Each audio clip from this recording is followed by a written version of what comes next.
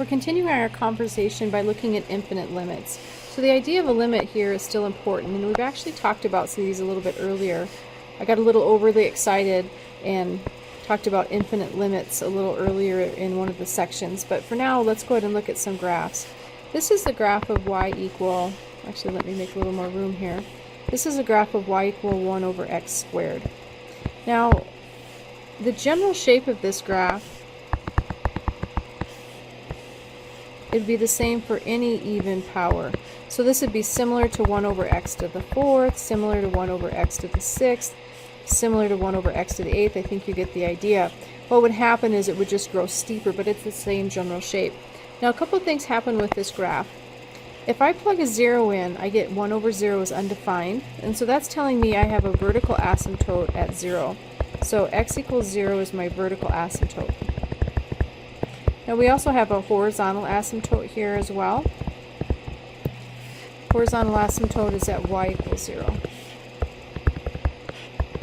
Now we haven't officially talked about horizontal asymptotes from the calculus perspective, but horizontal asymptotes is typically a topic in college algebra. So as we look at our vertical and our horizontal asymptote and I get the general shape of this graph, I can see that as I look at the limit as x approaches 0 from the right of this function, and we'll just use 1 over x squared for our example, as we approach from the right we can see this is heading off toward infinity. And then of course we can approach from the left as well, the limit as x approaches 0 from the left, so that would start over here on the left and move up. This is heading off toward infinity as well. Now the limit from the right and the limit from the left are equal, therefore the overall limit as x approaches 0 of 1 over x squared is infinity. Now we need to have a bit of a conversation here though. Remember, an infinite limit occurs when a function value increases or decreases without bound near a particular point. And usually it's at a vertical asymptote this is occurring. So when a limit is infinity, that means there is no limit at all. So I'd have to say the limit doesn't exist. So therefore the limit does not exist. Now the reason I say that is a limit means the highest value that it can reach, and this never reaches its highest value. It just keeps going on forever. So that's an example of looking at a one-sided limit, and again this is the general shape of the graph of 1 over x squared. Let's go ahead and look at the general shape of the graph of 1 over x and 1 over x cubed, and we'll look at something similar. And again, you should know these general shapes. So this would be the graph of y equal 1 over x. Now when I talk about 1 over x cubed, 1 over x to the 5th, similar, it's not identical, it's just the same general shape.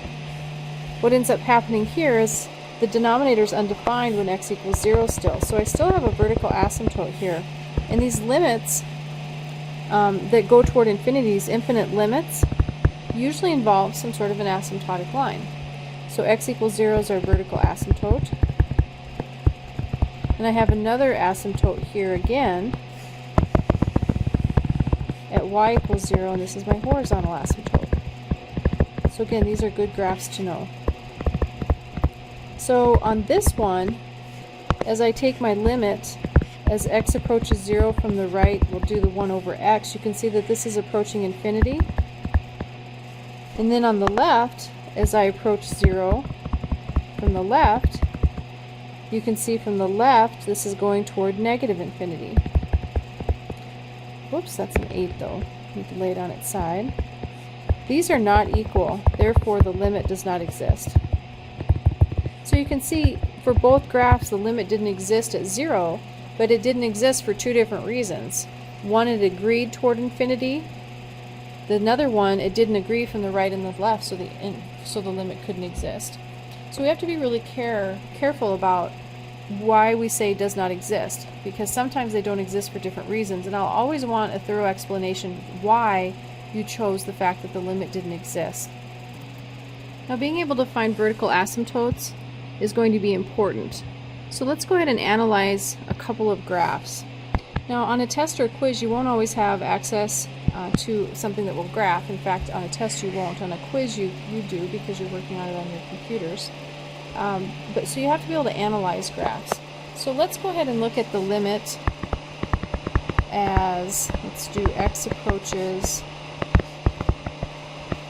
let's do 3 from the right. And the function that I want to particularly work with is 2 minus 5x over x minus 3. Now right away I can see if I have a problem here. The reason I can see I have a problem is if I plug 3 directly in, I have something that's undefined. So I want to look at 2 minus 5x and x minus 3 as x approaches 3 from the right. And I want to do another one. I want to do the limit as x approaches 3 from the left of the same function. Now I'm not going to graph these, I'm just going to analyze these. Now the first thing I notice is that I have a vertical asymptote at x equal 3 because that's what makes the denominator equal to 0. So let's go ahead and approach 3 from the right. If I approach 3 from the right, let's think about this as a number line. If I approach 3 from the right, I'm looking at numbers like 4, 5, 6, etc. So let's go ahead and plug in the number 3 if I can and see what's going on the top. So as I approach 3 from the right, I end up with 2 minus 5 times 3 over 3 minus 3. Well, on the top we have 2 minus 15, which is negative 13 over 0. So this is definitely undefined. Therefore, the limit does not exist. However, I need to know a little bit more what's going on here. Because the limit on the top was negative 13, that tells me that the reason that that limit doesn't exist is because it's going down toward negative infinity. Because negative 13, it was in the numerator, that tells me that this graph is dropping down toward negative infinity. Let's go ahead and do the same thing for our next problem. And our next problem, we're going to be approaching from the left. So x approaches 3 from the left. So on our number line, 3 would be here, and I'd be looking at numbers like 2, 1, 0, etc. So let's go ahead and plug the 3 directly in and see what happens on this one. So as we approach 3 from the left, remember, I'm looking at values like 2, 1, 0. Let's see what happens. If I plug a 3 directly in, I already know what I have here. 2 times 5 minus 3. This is negative 13. But let's see what's happening in the denominator. And we'll probably add a little bit more information over here too, because we're going to see something interesting happen. As we approach from the left, all of my numbers are less than 3. So if I take 2 minus 3, I get a negative 1. If I take 2.5 minus 3, I get a negative 1/2. So you can see as I get closer and closer to 3, all of these numbers are still negative. So I end up with a negative number here. But this negative number is approaching 0. So I still get this undefined is what's going to end up happening. So undefined therefore does not exist. However, here I have a negative divided by a negative, which is a positive. So this one is approaching positive infinity. And again, that's from choosing values arriving from the left. Now let's clean this up over here a little bit using that same idea. We talked about approaching from the right, I'd be looking at numbers like 5, 4. All of those are larger than 3. So when I take a number like 4 minus 3, I end up with a positive number. So down here, where this 3 minus 3 is, that's actually a positive number. And it's a positive number that's approaching 0. And a negative divided by a positive, again I can clean this up a little bit, a negative divided by a positive number is equal to a negative, so that's where this negative infinity comes from. But it's approaching 0, so that's why I know it's undefined and the limit doesn't exist. So I don't know much about the shape of this graph. I do know that stuff's going on at 3, and I know I have a vertical asymptote at 3. And as I approach 3 from the right, this is going down toward negative infinity. And as I approach 3 from the left, it's going up toward positive infinity. And that's really all I know. I don't know where the horizontal asymptote is. I could figure it out. But for now, I just kind of look at this, and this is kind of generally what's going on. A very general sketch of the graph. Now, if you wanted to graph this and look at it, you certainly could. So let's go ahead and pull in our calculator. So let's look at the graph of 2 minus 5x, make sure that that's in parentheses so it's the entire numerator, divided by x minus 3.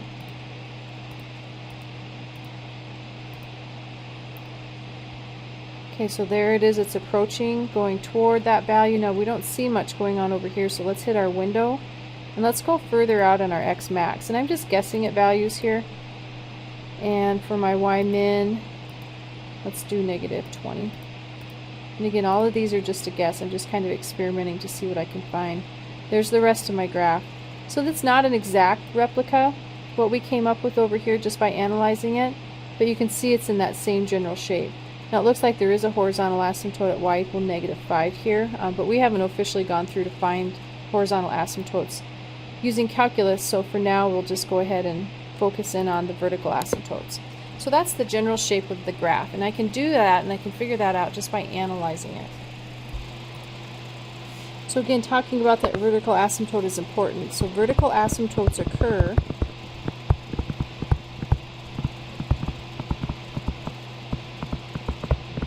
when the denominator equals 0. So we kind of have to have an idea about when that's going to happen. So when the denominator equals 0. We don't want the denominator to equal 0. Now this also can come into play with trig functions. We haven't talked a lot about trig functions and as how they pertain to limits. Let's go ahead and look at an example. Knowing a graph of a trig function is nice, but it's not always necessary. We can still analyze them. But I would encourage you to know how to graph the sine, cosine, and tangent graphs. For this example, let's go ahead and look at the limit as theta approaches pi over 2 from the left of the function negative 1/4 tan theta. Now, when we look at this, we might start to try and analyze this by plugging directly in, and that's always a good place to start. And then maybe we're going to have to take another approach, but let's just plug directly in to see what happens. So this would equal negative 1/4. Now tangent is sine over cosine. So I'm going to write this as sine over cosine, and we'll see what the problem here is momentarily. So again, I'm approaching from the left. So I have my negative 1/4. Now the sine of pi over 2 from the left and the cosine of pi over 2 from the left. Now the cosine of pi over 2, if I plug just pi over 2 in, I get 0. The sine of pi over 2 is 1, so just plugging directly in, I get 1 over 0, which is undefined. So therefore the limit does not exist. But I want to know why it doesn't exist. I want to know, does that mean this is going toward infinity or negative infinity, or what's going on here? Now we know that it's undefined, but we're not exactly sure why. We want to figure out if this is approaching infinity or negative infinity, or exactly what's going on. So we could look at this in terms of our unit circle, or we could look at this in terms of a tangent graph. I would like to look at this in terms of a unit circle. I'm going to warn you though, when I talk about looking at a function and approaching on our trig ratios from the right and the left, we really need to think closely here. We're not approaching it from the left physically. We have to approach the angle pi over 2 from the left. So let's be careful about that, and I'll explain as we go. So this is 0 radians. This is pi over 4 radians, and this is pi over 2 radians. This is the ordered pair 0, 1. This was 1, 0, and this was square root of 2 over 2, square root of 2 over 2. And I don't need to put in all my angles, I just want to see what's going on here. And in the first quadrant, I know that my cosine is positive, and also my sine is positive. So these are some interesting things going on here. Now let's also look to see what's going on with theta. So in Q1, my angles, they start at 0 and go to pi over 2. So this is where I'm approaching from the left, and I don't want you to look at pi over 2 and think approaching from the right means looking to the right. We need to think about a number line here, and if we look at 0 to pi over 2, this is definitely approaching from the left, even though physically on my circle it's the right hand side. So you have to look at the values of the radians, not the physical location of them. So if we look at this, I have a negative 1/4, and if we look at the sine of pi over 2, as pi over 2 is approached from the left, we can see that I'm getting a value of 1 here. Now the cosine, I'm starting with the number 1, and I'm getting very, very small cosine values, but they're all still positive numbers as they approach 0. So I have a positive number here. And a negative 1/4 times 1 divided by a positive is a negative number. And again, I don't know what this number is exactly, so I can't call this negative 1/4. I just know that this is a negative number, and because it's an overall negative number, this tells me that it's approaching negative infinity. So this is a little bit tricky when we're looking at this particular graph and then relating it to the unit circle quadrant, because even though we're approaching from the left, I have to make sure I'm using the values of my radians that are approaching from the left, not the physical part of this graph. Now if you don't like that, we could look at a graph of this function. The tangent graph is a pretty straightforward graph to look at. Negative 1/4 tangent would just flip that, but let's go ahead and have a look. So here's negative 1/4.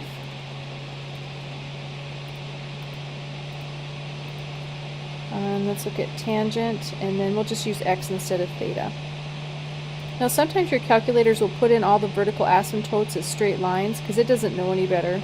But this is basically what your graph would look like. Let's go ahead and take a quick little screenshot here. Pop it into my lecture. And then we can look to see what's happening. So being able to graph your tangent function, I think, would be a good thing. Being able to work with your unit circle is good as well. You just have to be careful about looking at the radians and understanding which direction you're approaching from. Remember, this is the graph of y equal negative 1/4 tan theta. So that's this graph right here. So tangent is sine over cosine. Cosine is undefined at pi over 2. So my first asymptotic line is right through here at pi over 2. So this is theta equals pi over 2 is a vertical asymptote, VA vertical asymptote. So as we approach pi over 2 from the left, we can definitely see that this is going toward negative infinity. So that really makes it easy to look at graphically. So on a test, maybe I would give you a graph. You would have to figure out the asymptotes based on the function, and then I could ask you what's going on as we approach from the left and from the right. So we can see that this is negative infinity, therefore it does not exist. So these are two good pieces of information. I want to know what it equals first, and then it doesn't exist because of that. There's other reasons to not exist, okay, so we need to make sure that you understand the distinction between these two. On your homework sets, you would have this as your answer, and this is implied from the answer.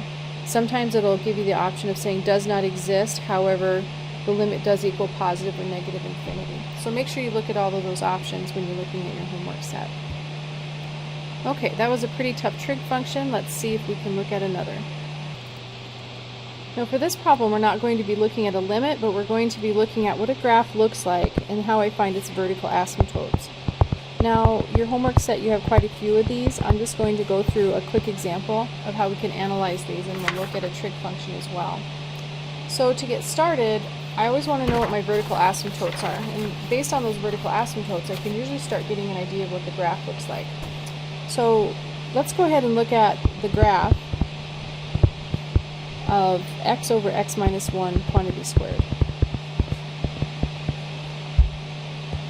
And when I get started, the first thing I want to look at is vertical asymptotes. Vertical asymptotes will put in my part of the graph that's like a picture with those vertical asymptotes, and I can start sketching in values from there. So to find my vertical asymptotes, I take my denominator and I set it equal to 0. I would take the square root of both sides, and I get x minus 1 equals 0. Add 1 to both sides, and I get x equal 1 is my vertical asymptote. So however this graph looks, I know I have a vertical asymptote at 1. So let's go ahead and start with that idea.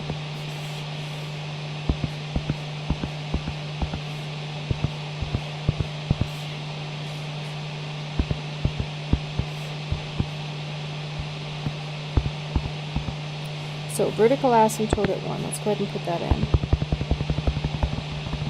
Now I know something's going to go on to the right and to the left, So I need to, first of all, in your homework set, they'll ask you to find a graph that best matches, and what you'll do first is find your vertical asymptotes, and you'll choose the graphs that have a vertical asymptote there, and that's always a good place to start. Now the next thing that I'll want to do is I'll want to plug in a couple values to see if I'm up here in the right or down here in the left or vice versa. So it'll be really important that I be able to look through those values. Now for this one, I'm going to be looking at positive values. So let's go ahead and plug in a few of these values like 2. So if I plug in a 2, we'll call this function f. F of 2 would be 2 over 2 minus 1 squared, which is 2. So it's positive. So if I plug in a 2, it looks like to me I'd be up here at 2 somewhere. Now if I plug in a 3, my thought is it's going to come down lower, but let's see. 2 over 3 minus 1 quantity squared. So it would be 2. 3 minus 1 is 2 squared over 4 is 1/2. So at 3 I'm down here at 1/2. So I think that's exactly what's happening here. That's going to be the general shape of my graph. Now that's just the beginning. This is the general shape of the beginning of the graph.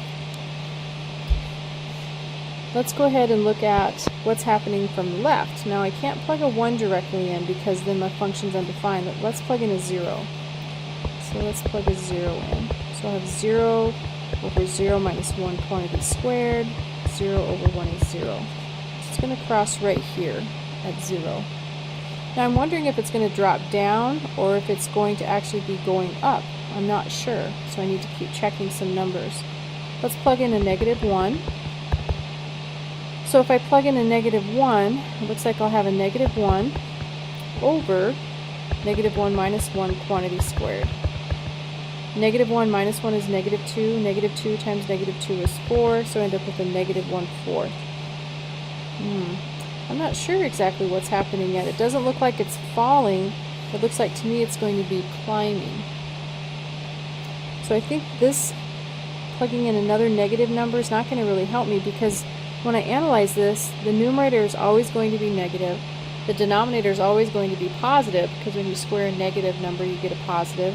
So everything over here is always going to be negative. I don't think it's going to drop like this though. I think it's going to get closer and closer to the x-axis. And then as I hit my vertical asymptote, it's going to increase. So I think this is kind of what the graph looks like. It's not identical. There's quite a bit more going on here. For instance, I think we have a horizontal asymptote at y equals 0. But I just want the general shape of the graph. And that's how you can do these and pick the correct graph without actually having to graph it on your graphing calculator. But you can just find the vertical asymptotes and then align or then analyze things from there. So being able to plug into your functions is important, and being able to evaluate trig functions will be important for our next problem. So for this example, let's go ahead and find the vertical asymptotes, if any. Let's use the function g of theta equals tangent of pi theta over, let's do a doozy, let's do 22. Okay, well, remember, vertical asymptotes occur when the denominator equals 0, but I don't really have a denominator here. So let's rewrite this. Tangent is sine over cosine. So really I'm just analyzing this piece right here then. So I would like to know, for my vertical asymptotes, where the cosine of pi theta over 22 equals 0. Now, with the tangent graph, we already saw previously that there's an infinite number of vertical asymptotes, really, as the graph continues on. But we just need to find one set and kind of build from there. So what is one angle where the cosine equals 0? We can kind of start with that. So if we think about our unit circle, this is the ordered pair 0, 1. This is the ordered pair 1, 0. This is negative 1, 0. And 0, negative 1. So I can see the points of interest here where the cosine equals 0 are right here and right here. So that's at pi over 2 and 3 pi over 2, or negative pi over 2. So if we move in this direction, it's negative pi over 2. If we move in this direction, it's pi over 2. Now remember, when you're talking about your trig functions, you need to keep in mind that there's restrictions on your inverse trig functions, and the restriction for the inverse cosine is negative to positive pi over 2. Okay, let's go ahead and look to see what we have going on next. Okay, so, oops, I have a mistake here. Let me fix that. The restrictions for inverse cosine are 0 to pi. So the only angle on this interval between 0 and pi that has a cosine of 0 is pi over 2. So what I have here then, I want to think about this. The cosine of pi over 2 is 0. Now there's other angles that also have a cosine of 0, but this is the one we want to start with. So I'll start with pi theta over 22 equals pi over 2. Now this is going to happen at pi over 2, and it'll happen again at 3 pi over 2, or negative pi over 2. So that's pi, that's a multiple of pi spins around the circle. So this is going to happen every k pi. So as I work here and solve for theta, I'm going to divide both sides through by pi and multiply both sides through by 22. So both sides through by 22 over pi. Now let's go ahead and simplify. So as we solve, you can see the 22's cancel, the pi's cancel, and I'm just left with theta. So theta equals pi over 2, and I'll distribute that 22 over pi, plus k pi times 22 over pi. So continuing to simplify, I get theta equals, the pi's canceled, 2 goes into 22 11 times. Over here, the pi's canceled, and I'm left with 22k. So my answer is theta equal 11 plus 22k to begin with. Now what I can do to find all my other solutions is I can plug in different values of k. I could plug in negative numbers, 0, positive numbers, but they have to be integer multiples of k. So this is my general solution, and then my specific solution I could plug in values of k to find from there. So it's just a matter of taking the denominator, setting it equal to 0, and solving from there. So it's important to know your unit circle. That'll be very important to make sure you know your unit circle. If you don't like the unit circle and you'd rather use right triangle trig, that's fine as well. But you need to make sure that you do know those values of your trig functions. Well, the last one we're going to look at is a bit of a tricky one because they're asking us to kind of work the problem backward. But once we see what they're asking, it actually turns out to be a pretty straightforward problem. So for this example, let's go ahead and consider the function f of x equal x squared minus 15x plus 56. And this is divided through by x minus a. Now, what we're going to do is to look at multiple parts of this problem. For part A, what they want to know is if I take the limit as x approaches a from the right of this function f of x, what can I solve for? So find the value of a, if any,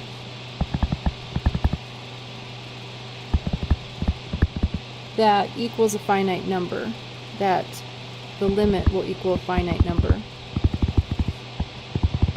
Now when we say will equal a finite number, what we're talking about there is a number that's not infinite. So it could be a fraction, it could be a decimal, it just can't be infinity. So let's go ahead and try and analyze this and think about what's going on.